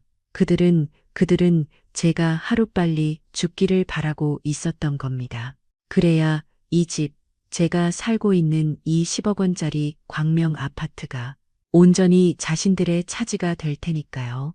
제가 굶어 죽든 병들어 죽든 상관없었습니다. 그저 조용히 빨리 죽어주기만을 바랐던 겁니다. 50만 원을 주면 제 생명이 연장될까봐 800만 원 수술비를 덜컥 요구할까봐. 그래서 돈이 없다는 거짓말로 저를 벼랑 끝까지 몰아세우고 왜 사냐는 폭언으로 제 숨통을 끊으려 했던 겁니다. 스마트폰 화면이 제 손에서 툭 하고 다시 떨어졌습니다. 하지만 이번에는 눈물이 나지 않았습니다. 대신 심장이 얼음장처럼 차갑게 식어버렸습니다. 그리고 그 차가운 심장 한가운데서 지독한 분노와 함께 서늘한 결심 하나가 불길처럼 타오르기 시작했습니다. 그래, 이대로는 안 죽는다. 절대 너희 뜻대로 호락호락하게 죽어주지 않을 것이다. 너희가 그토록 탐내던 이 집, 내 남편과 나의 피와 땀이 서린 이 집을 너희 같은 짐승만도 못한 것들에게 단 한 평도 물려줄 수 없지. 저는 비틀거리며 일어났습니다. 그리고 벽에 걸린 남편의 영정 사진을 똑바로 바라보았습니다. 여보, 나 이제 어떻게 할지 알았어요. 나 집 팔아야겠어요.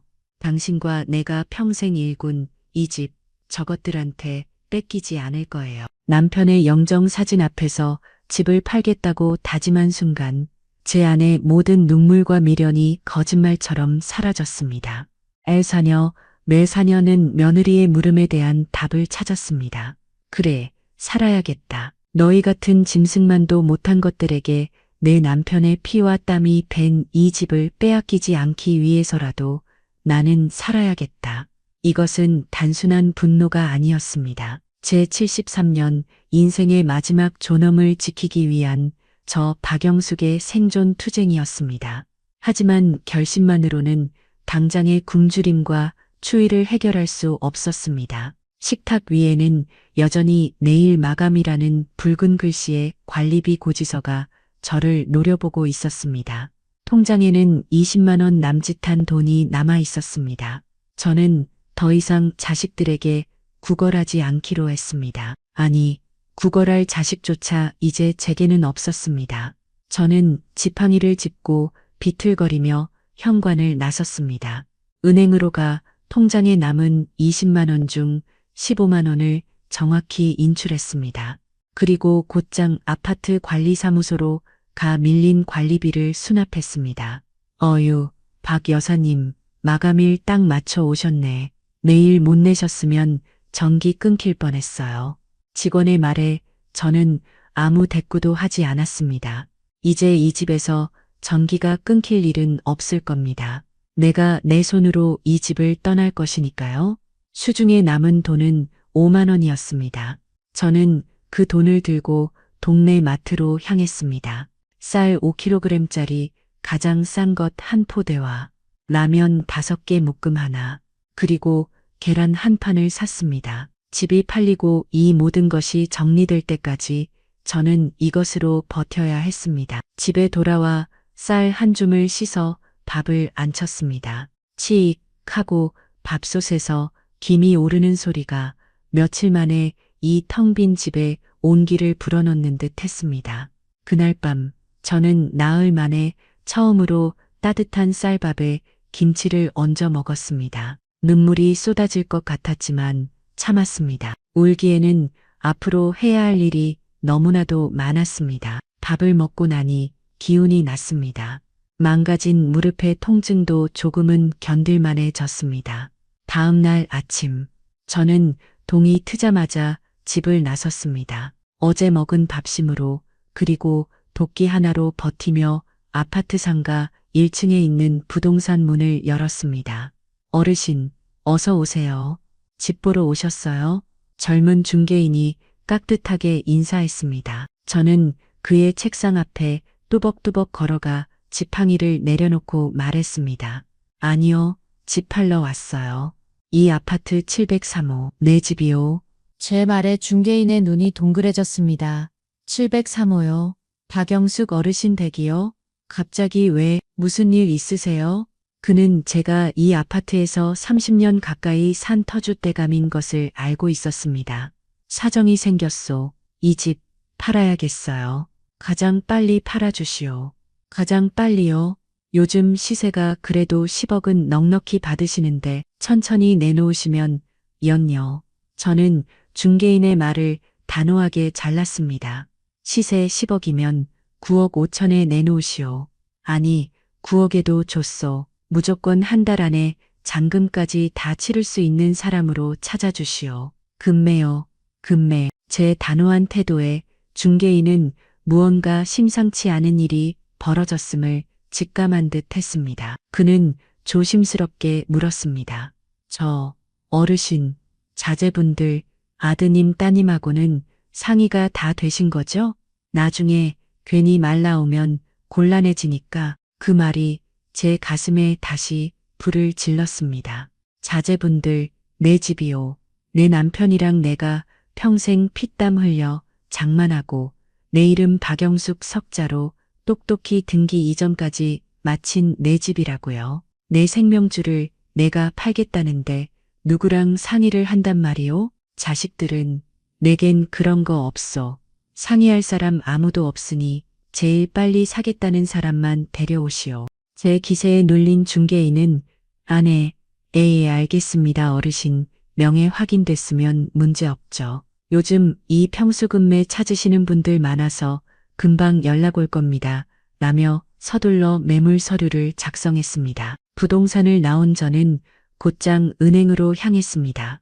집을 팔고 나면 이 거대한 돈을 어떻게 해야 할지 막막했습니다. 저는 번호표를 뽑고 상담 창구에 앉아 만약에 내가 9억 정도가 생기면 그걸로 죽을 때까지 먹고 살 수 있는 방법이 있소?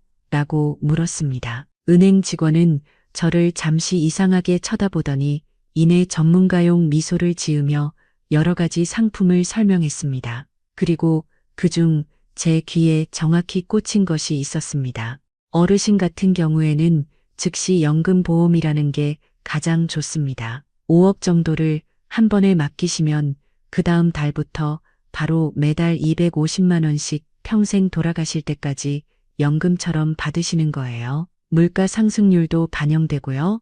매달 250만 원, 제 한 달 연금 45만 원에 5배가 넘는 돈이었습니다. 그 돈이면 지긋지긋한 난방비 걱정 없이 따뜻한 집에서 50% 할인 딱지가 붙지 않은 싱싱한 채소와 고기를 사 먹으며 살 수 있었습니다. 800만 원짜리 무릎 수술도 당장 받을 수 있었습니다.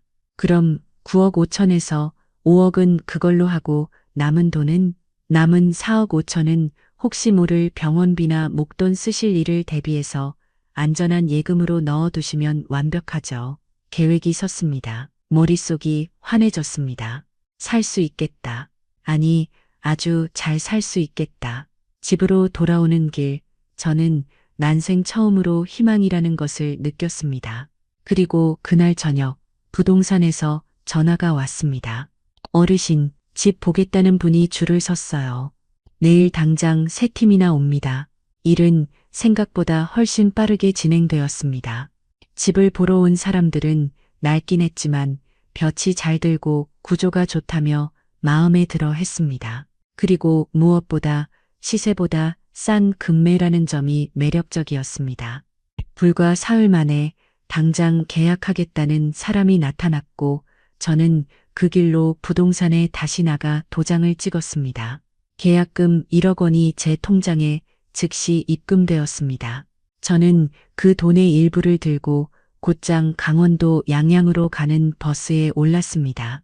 자식들이 절대 찾을 수 없는 조용하고 공기 좋은 곳, 그곳에서 3억 5천만 원짜리 작은 단층 주택을 계약했습니다. 잔금 날짜는 제 아파트 잔금 날짜와 똑같이 맞췄습니다.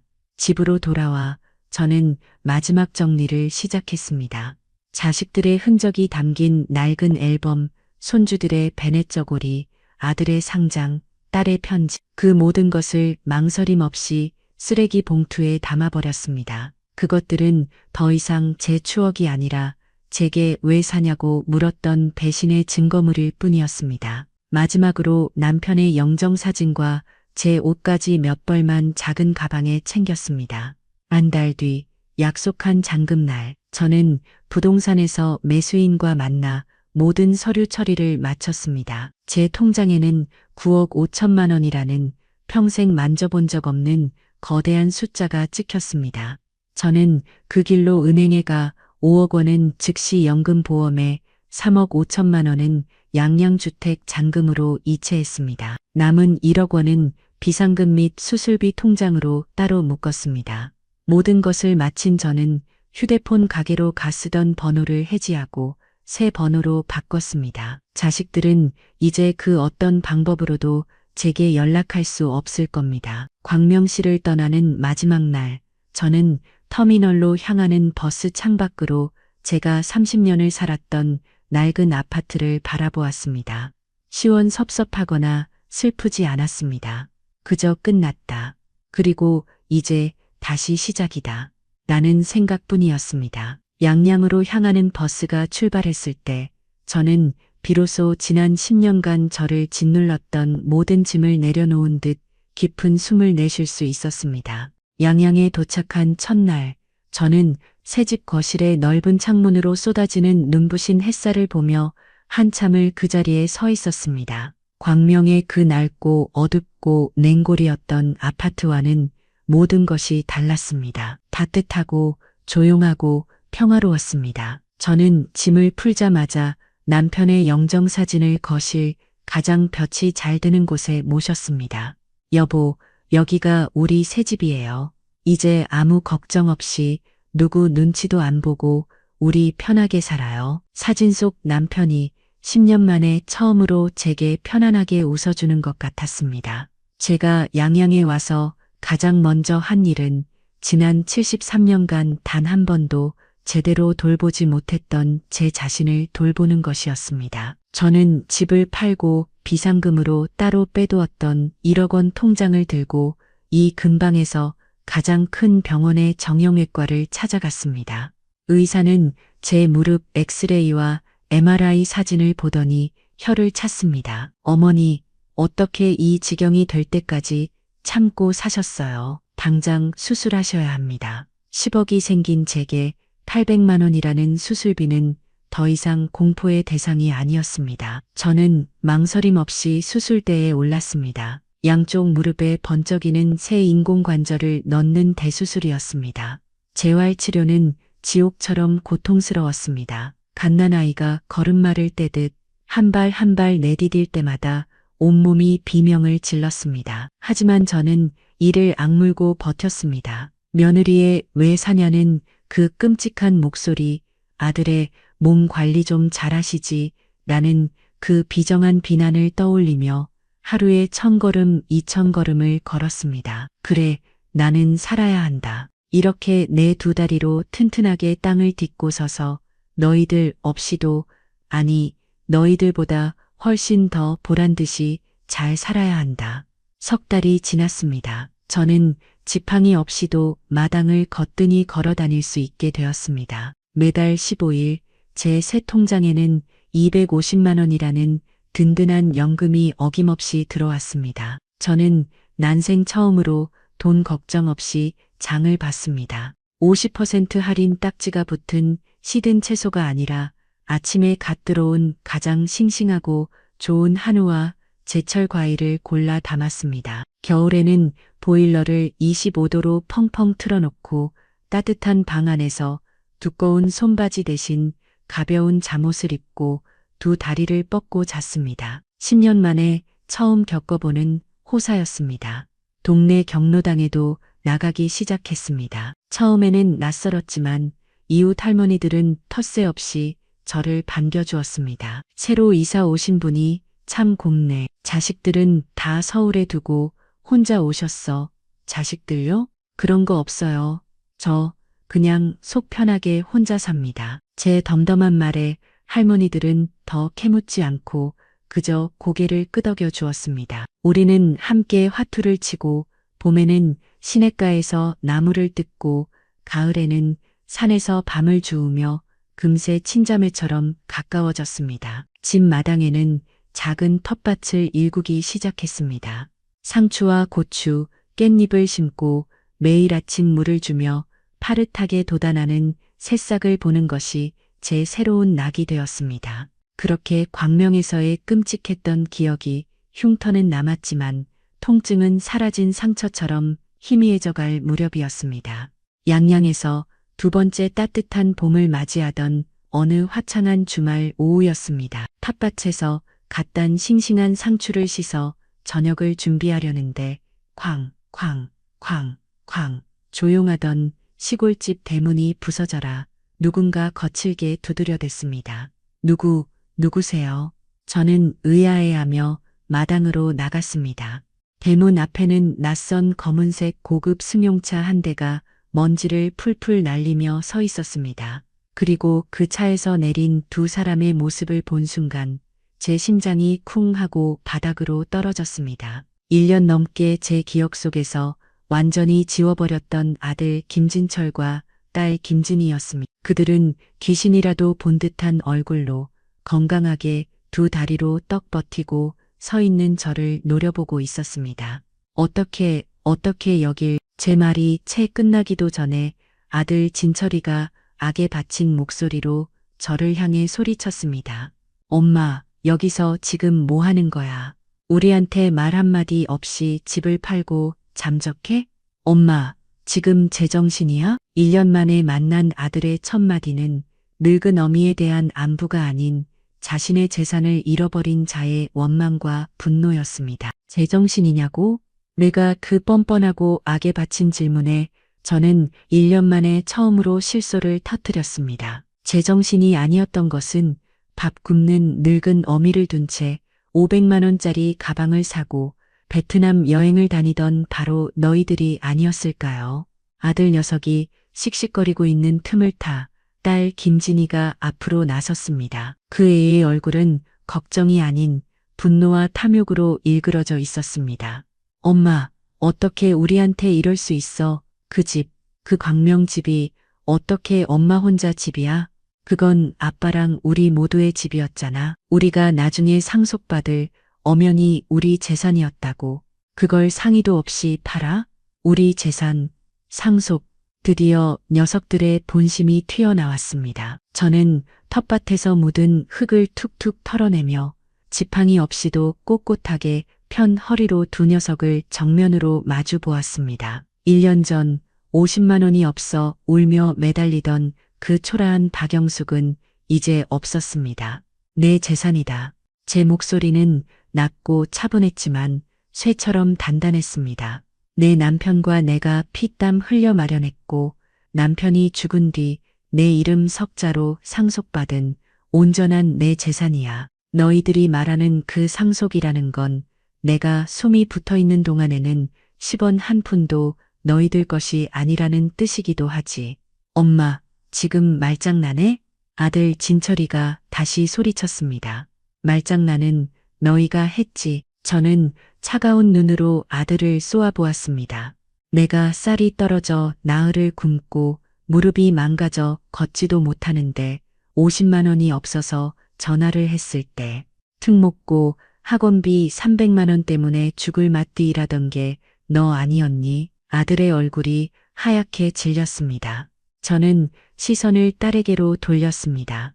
내가 관리비 15만 원이 없어서 전기가 끊기게 생겼다고 울며 매달렸을 때 사위 사업 자금 때문에 적금까지 깨서 수중에 10원도 없다고 울먹이던 게 너 아니었니? 딸 진이는 저를 마주 보지 못하고 시선을 피했습니다. 그런데 참 이상하지. 그렇게 돈이 없다던 아들은 마누라에게 500만 원짜리 명품 가방을 사주고 그렇게 돈이 없다던 딸은 베트남 최고급 리조트에서 가족 여행을 즐기고 있었더구나. 내가 굶어 죽어가는 바로 그 시간의 말이다. 두 녀석의 얼굴이 잿빛으로 변했습니다. 자신들의 SNS가 발각되었다는 사실에 당혹감을 감추지 못했습니다. 저는 그들을 향해 마지막 비수를 꽂았습니다. 진철아, 내 마누라가 며느리가 굶고 있는 시어미한테 뭐라고 했는지 아니? 다 큰 어른이 그거 하나 혼자 해결 못하면 왜 살아요? 라고 하더구나. 아들과 딸의 눈이 경악으로 커졌습니다. 그게 그 여자가 아들이 당황해서 무언가 변명하려 했습니다. 그래, 나는 너희들의 그 질문에 대한 답을 찾으러 여기 온 거다. 왜 사는지 그 답을 찾았지. 너희 같은 짐승만도 못한 것들에게 내 남편의 피와 땀이 밴 그 10억짜리 아파트를 단 한 평도 물려주지 않기 위해서, 그리고 내 남은 인생 너희 없이도 얼마나 행복하고 보란듯이 잘 사는지 똑똑히 보여주기 위해서. 그래서 산다. 내가 제 사자후 같은 외침에 두 녀석은 아무 말도 하지 못했습니다. 이제 알았니? 내가 왜 너희한테 상의도 없이 집을 팔았는지. 너희는 내 아니가 궁금했던 게 아니라 너희 몫으로 계산기 두드리고 있던 그 상속 재산이 날아간 게 분해서 여기까지 쫓아온 것뿐이야. 안 그러냐? 엄마, 그게 오해야. 오해? 저는 제 집 대문을 활짝 열었습니다. 내가 50만 원이 없어 굶을 땐 외면하고 10억이 날아가니 득달같이 쫓아오는 게 오해라고? 예, 됐다. 돌아가라. 다시는 내 눈앞에 나타나지 마. 너희 같은 자식 둔 적 없으니 너희도 이제 나 같은 어미는 없다고 생각하고 살아. 여긴 내 집이다. 내 돈으로 산 내 집이니 당장 내 집 마당에서 썩 꺼져. 저는 텃밭에서 흙 묻은 호미를 집어들고 그들 쪽으로 한 걸음 다가갔습니다. 경찰 부르기 전에 꺼지라고 했다. 제 기세에 눌린 아들과 딸은 차마 더 덤비지 못하고 뒷걸음질 쳤습니다. 그들은 서로를 원망스럽게 쳐다보더니 결국 아무 소득 없이 차에 올라탔습니다. 검은색 승용차가 마치 도망치듯 흙먼지를 일으키며 제 시야에서 사라졌습니다. 저는 그 자리에 서서 차가 사라진 길 끝을 한참이나 바라보았습니다. 1년 넘게 가슴을 짓누르던 시커먼 응어리가 그 흙먼지와 함께 한꺼번에 싹 가라앉는 기분이었습니다. 시원했습니다. 정말 속이 다 후련했습니다. 저는 대문을 닫고 집으로 돌아왔습니다. 따뜻한 거실, 볕이 잘 드는 창가, 파릇파릇한 내 텃밭, 그 모든 것이 오롯이 저의 것이었습니다. 남편의 영정사진 앞에 갓 따온 상추를 올려두었습니다. 여보, 봤어요? 엘사, 나 잘했죠. 이제 정말 다 끝났어요. 제 선택은 틀리지 않았습니다. 평생을 자식이라는 이름의 굴레에 갇혀 나 자신을 돌보지 않고 희생만 했던 것이 제 가장 큰 잘못이었습니다. 자식도 사람입니다. 사람 대접 못하는 자식은 내 인생에서 깨끗이 도려내야 하는 악성 종양일 뿐이었습니다. 저는 이제 매달 250만 원의 연금으로 누구의 눈치도 보지 않고 제2의 인생을 살고 있습니다. 아프던 무릎은 수술받고 깨끗이 나았고 경로당 친구들과 웃음꽃을 피우며 텃밭에서 기른 채소로 매일 건강한 밥상을 차려 먹습니다. 이것이 제가 73년 만에 처음으로 찾은 온전한 저 박영숙의 행복입니다. 제 길고도 아픈 이야기가 어딘가에서 저처럼 자식에게 상처받고 홀로 고통받고 있을 누군가에게 작은 용기라도 되었으면 좋겠습니다. 제 이야기를 끝까지 들어주신 분이 계시다면 잘 들었다고 댓글 하나만 남겨주세요. 그것만으로도 제게는 큰 위로가 될 것 같습니다. 감사합니다.